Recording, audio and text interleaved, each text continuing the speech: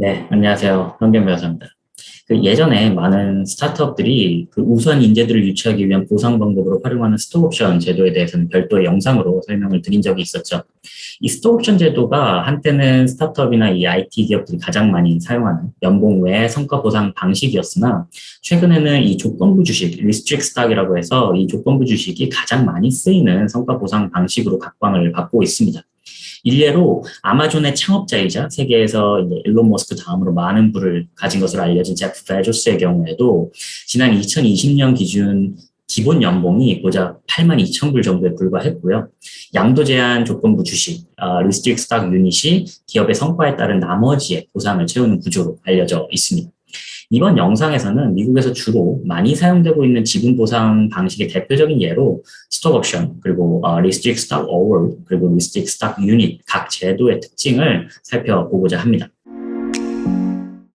이 스톡 옵션은 다시 크게 인센티브 스탁 옵션과 비적격 스톡 옵션으로 나눠진다고 이전에 설명드린 바 있는데요. 직원들에게 부여되는 스톡 옵션의 경우에는 일반적으로 인센티브 스톡 옵션으로 볼 수 있고, 미리 정해진 숫자의 회사의 주식을 미리 정해진 가격으로 미리 정해진 미래 어느 시점 이후 살 수 있는 권리를 부여하는 것이 스톡 옵션의 기본 개념이라 생각하면 됩니다.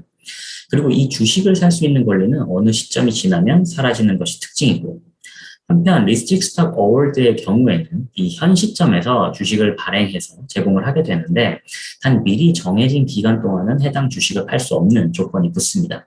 보통 정해진 기간은 3년 내지 4년과 같은 베스팅 일정을 설정을 해두기도 하고요. 해당 베스팅 기간 내라 하더라도 회사의 매각이나 IPO와 같은 현금화 이벤트가 있을 경우에는 조건이 해제되기도 합니다. 이 리스트릭 스탁 유닛의 경우에는 특정한 조건, 보통은 미래의 어느 시점까지 해당 회사에서 근무를 계속한다거나 특정한 성과를 달성하는 경우, 이런 조건을 만족하면 미래의 시점에 약속된 일정 수의 주식을 부여하는 계약이라고 볼 수가 있습니다.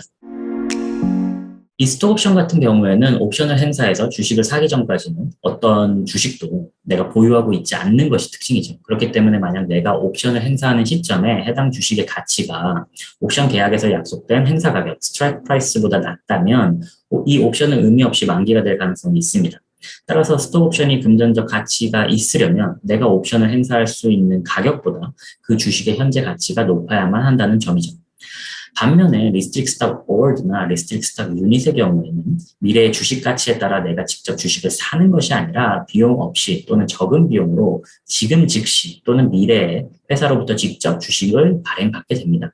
따라서 회사가 중간에 파산을 하지 않는 한 이 RSA나 RSU는 조건의 만기 시 어떠한 가치든 가지게 되는데요.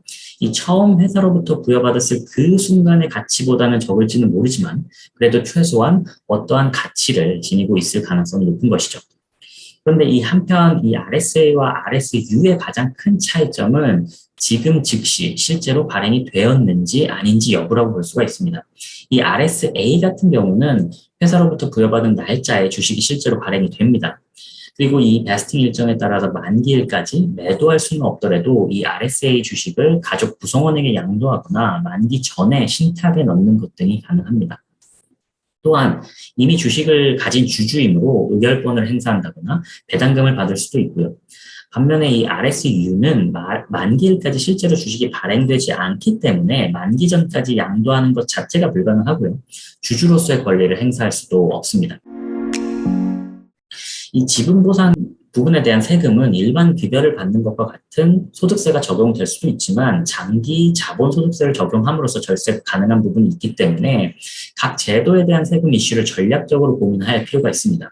그래서 특히 이 부분은 스타트업 지분 보상 등에 대한 업무 경험이 많은 변호사나 회계사와 상의를 하셔서 최선의 방법을 선택하시는 것이 나중에 세금적인 부분에 있어서 매우 유리할 수가 있다고 말할 수가 있습니다. 보유 요건을 충족할 경우 인센티브 스톡 옵션은 장기 자본소득세, 현재 최고 세율이 23.8%고요. 이 자본소득세로 과세될 수가 있습니다. 여기서의 보유 요건이라 함은 부여받은 날로부터 최소 2년 동안 보유를 하고 옵션을 행사한 날로부터 최소 1년을 의미합니다. 한편 RSA와 RSU의 경우에는 두 단계로 나누어서 세금을 내기에 조금 더 복잡한데요. 기본적인 개념은 주식이 베스팅 되었을 때 일반적인 소득세를 한번 내고 나중에 이 주식을 팔았을 때 그 차익에 대해서 양도소득세를 내게 됩니다.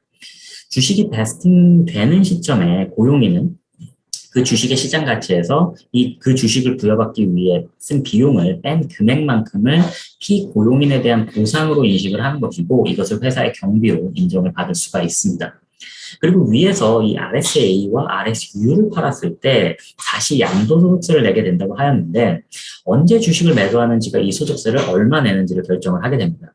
베스팅 완료 후 1년 안에 매도를 한다면 베스팅 시점의 시장 가치와 실제로 매도했을 때 금액 사이의 차액은 단기소득, 따라서 최고세율 37%의 일반 소득세로서 과세가 되게 됩니다.